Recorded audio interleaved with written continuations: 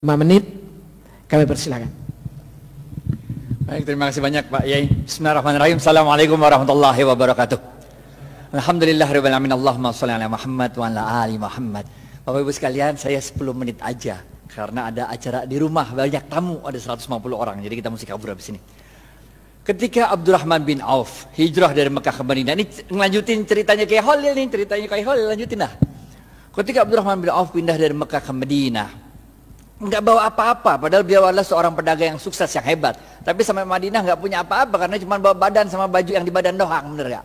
Oleh Rasulullah SAW, Abdurrahman bin Auf dipersaudarakan dengan seorang dari kaum Ansar, yaitu Sa'ad bin Rabi. Apa kata Sa'ad bin Rabi kepada Abdurrahman bin Auf? Sa'ad bin Rabi mengatakan, ya Abdurrahman, ini saya punya harta, kita bagi dua dah. Ini ada rumah, bagi dua, satu buat saya, satu buat ente. Ini ada kendaraan, bagi dua, semua bagi dua. Bahkan waktu itu Sa'ad bin Rabi mengatakan, saya punya istri 2. Pilih yang mana dah? Ente boleh buat ente 1, benar gak? Jadi tingkat imannya Sa'ad bin Rabi model begitu. Dan tingkat imannya Abdurrahman bin Auf bukan kayak kita. Kalau kita dibilang begitu, kita bilang apa tuh? Alhamdulillah wa syukurillah, ente emang baik banget Sa'ad, benar gak? Tapi Abdurrahman bin Auf begitu itu mengatakan, ada yang tahu jawabannya? Gocap kalau bisa nih, angkat tangan, gocap kalau bisa.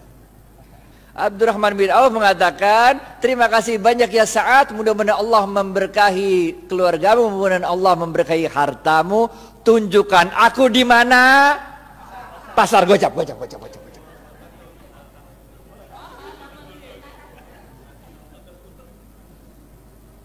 Tunjukkan aku di mana pasar, men. Bener gak?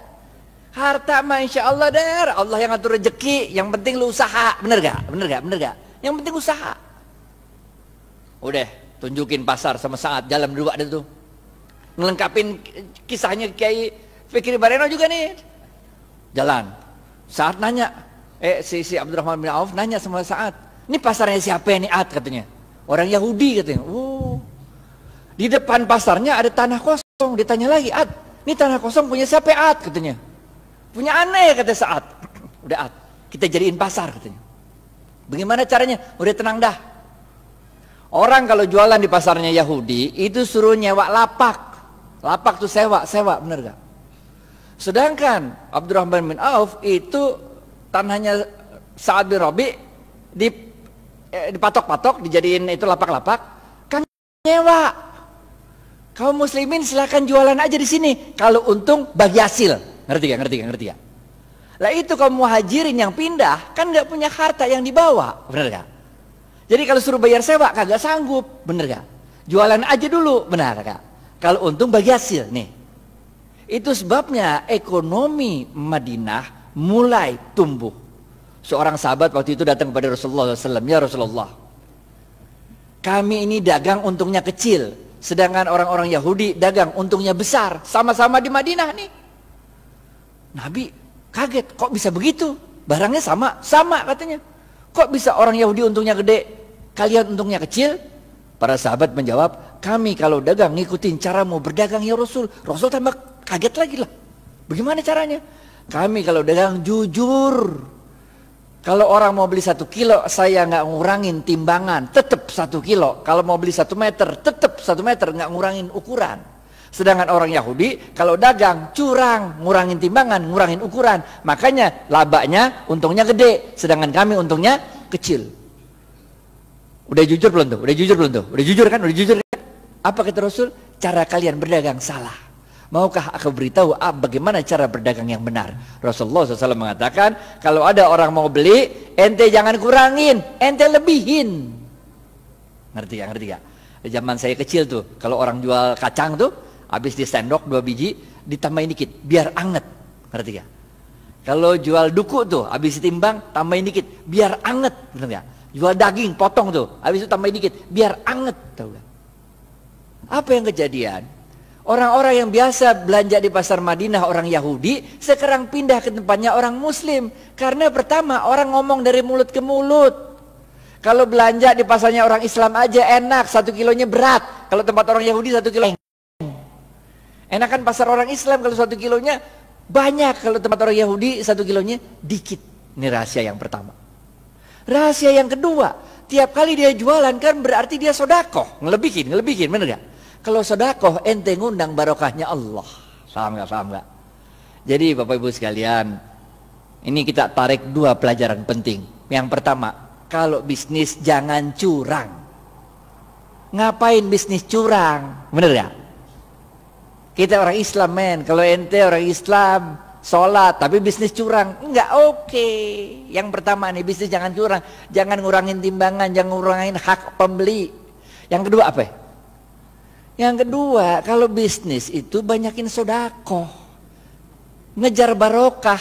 Makanya kita diajarkan oleh Rasulullah SAW sebuah doa yang sangat ada yang tahu doanya?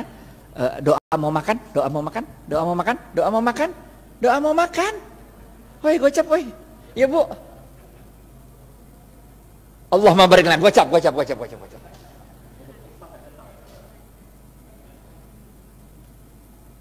Makanya kita diajarkan oleh Rasulullah SAW, Allahumma barik lana fima rozaqtana wa qina azabannar. Wahai Allah, berkahilah seluruh rezeki yang Engkau berikan pada kami dan jauhkan kami dari siksa api neraka. Ini doanya begini nih. Paham gak? Jadi kalau bisnis mau sukses, pertama ente kudu jujur. Tapi jujur aja kagak cukup, kita juga harus cerdas, harus fatonah, harus tabligh, benar ya? Ente jujur tapi bego, ya udah ente selamat dunia tapi ente senep. Ente harus jujur, cerdas. Dan jangan lupa apa? Cari barokahnya Allah. Karena Rasulullah SAW mengatakan dalam sebuah hadis, bapak-bapak nggak ada yang nunjuk nih, gocap. Khairun nas anfa'uhum, gocap. Ini dari Ustadz nih, halal atau ibah nih.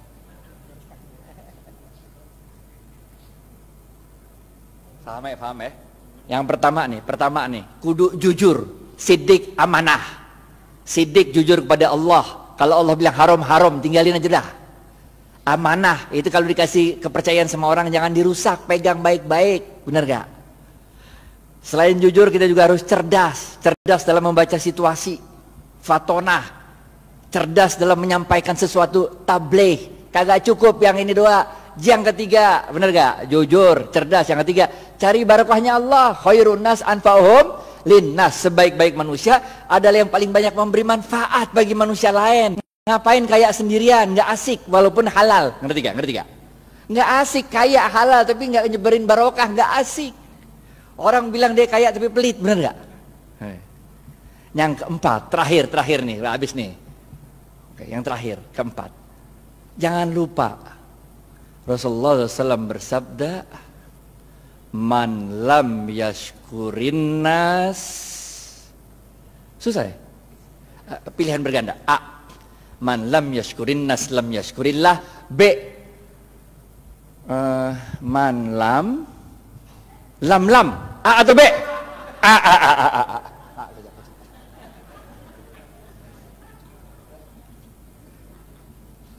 Ingat Bapak Ibu sekalian, kita ini bukan Rasul, bukan Nabi. Kalau Rasul sama Nabi ada masalah, doa dikit, Allah kirim pertolongan pakai malaikat. Ya kan? Nabi Musa, depan laut, belakang Fir'aun. Masalah kan? Doa dikit, laut merah kebuka, jalan baik-baik dah. Bener gak? Fir'aun ngikut dari belakang, doa lagi dikit, ketutup laut merah, mati Fir'aun. Bener gak? Nabi Ibrahim dibakar hidup-hidup sama Namrud. Doa dikit, berasa dingin tuh api, bener gak? Nabi. Lah kita ini manusia, Pak.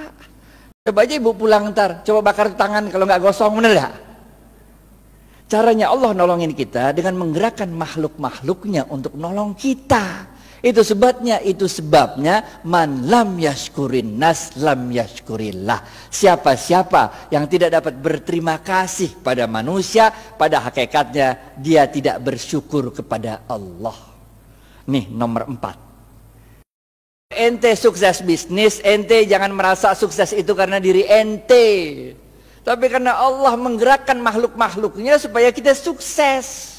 Emang bisa hidup sendirian? Emang saya bisa nyampe Al-Azhar kalau kagak ada supir yang nganterin kemari? Emang supirnya bisa nyampe sini kalau di rumahnya nggak ada istrinya yang nyetrikain pakaian? Emang mobil bisa jalan sendiri kalau nggak ada yang jual bensin? Bener gak? Man lam yashkurin nas lam yashkurillah. Kesimpulan, habis waktunya nih. Yang pertama, oke? Jangan lupa jujur. Jujur penting. Ada 2 jenis jujur. Kepada Allah namanya siddiq, kepada manusia namanya amanah. 2, cerdas. Ada 2 jenis cerdas. Yang pertama, fatonah, faham memahami situasi. Yang kedua, tabligh, pandai untuk meyakinkan orang lain. Yang ketiga apa? Khairun nas anfa'uhum linnas. Bisnis itu jangan cuma mau cari untung, tapi bisnis itu harus memberikan manfaat banyak-banyaknya orang, benar ya? Yang keempat, jangan kita yang merasa bangga kesuksesan bisnis itu karena kita doang. Kita harus terima kasih sama orang-orang lain. Karena man lam yashkurin nas lam yashkurillah. Siapa-siapa yang tidak dapat berterima kasih pada manusia, pada hakikatnya dia tidak dapat bersyukur kepada Allah. Maka dalam tempo yang singkat, dominasi ekonomi Yahudi di kota Madinah dapat dipatahkan oleh kaum muslimin. Bagaimana dengan kita di Indonesia? Nanti kita serahkan ke Khalil Ridwan untuk yang membahas. Pokoknya nggak usah nunggu kita sempurna dah. Yang bisa jalanin gitu aja dah. Karena kaidah fikihnya berbunyi ma la yudraku kulluhu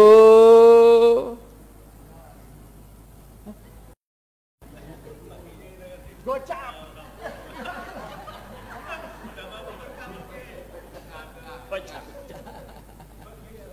Ma la yudraku kulluhu la yudraku kulluhu.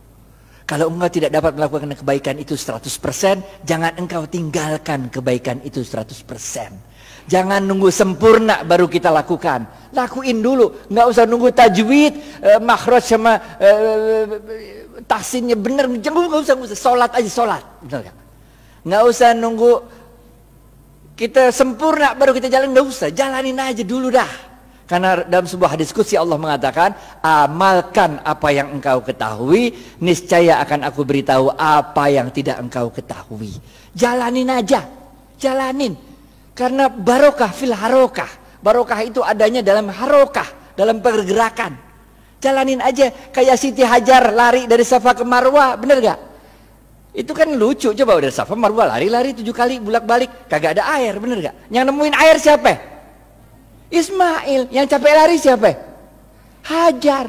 Nggak penting men siapa yang nemuin air, bener gak? Yang penting inna sofa wal marwata min sa'airillah. Dicatat sama Allah usahanya Hajar itu, dicatat sebagai min sa'airillah, tanda-tanda kebesaran Allah. Nggak penting kalau kita usaha tuh bahwa kehebatan usaha kita itu dinikmati oleh kita, nggak penting. Bahkan ketika besok pun mau kiamat, kalau punya bibit lu tanam, ngerti ya?